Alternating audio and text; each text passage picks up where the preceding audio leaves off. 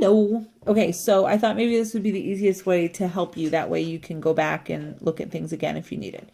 Okay, so the first thing I would do is take this fourth root and turn it into a fraction exponent. So the fourth root equals the 1/4 exponent. So what you get is x to the 1/4 power on the top, and then y to the 8th power, and then again to the 1/4 power on the bottom. So now what you can do with those exponents is you can follow your same exponent rules where, you multiply or add or whatever. So in this case, you're raising an exponent to another exponent. So you're going to do 8 times 1/4. So 8 over 1 times 1/4 gives you 8 over 4, and then you know that that's just 2. So really what you have down here is y squared. The 8 and the 1/4 become just 2. And then I'm not sure what the directions were on that problem. So you're either going to leave this as x to the 1/4 on top, or the only thing you could do to that is put it back into the radical form. So whatever the directions told you to do is how you would handle that up there. But on the bottom, you're going to get y squared. So then down here, for number 15, you're going to, again, take this exponent, still follows the same rules as a whole number exponent. So the 1/2 gets applied to the 4, to the x squared, and to the y to the 8th power on the bottom. So you end up with 4 to the 1/2 power, and then x squared, and then again to the 1/2 power, and then down here on the bottom, y to the 8th power, and then to the 1/2 power. So your 4 to the 1/2 power is just the square root of 4, which equals 2. And then these two exponents you multiply. So 2 times 1/2 just gives you 1. So you're left with x to the first power, or just x.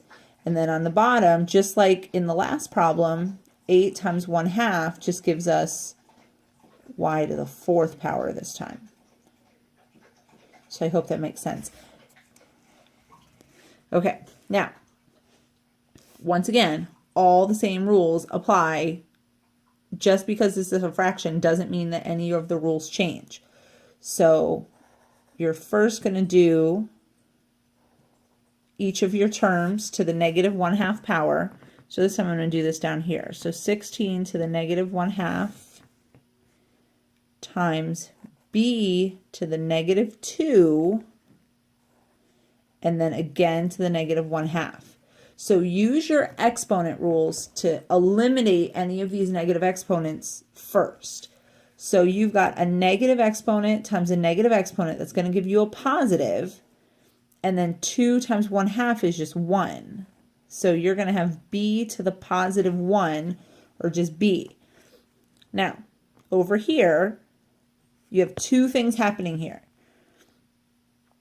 You have 16 to a negative exponent, and then 16 to the 1/2, which means the square root of 16.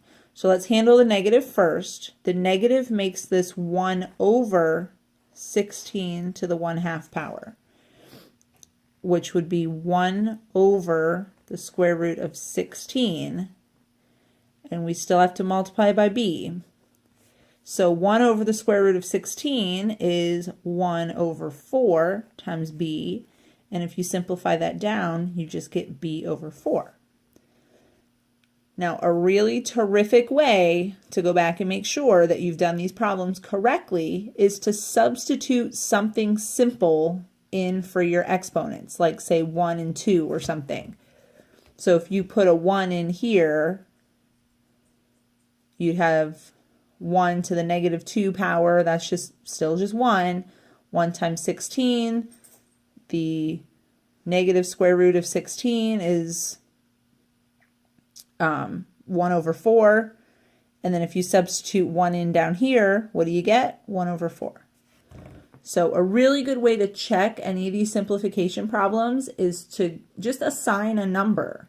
to be or x or y, plug it into the original expression and then plug it into your answer. And if you get the same answer for both, then you know that you did something right.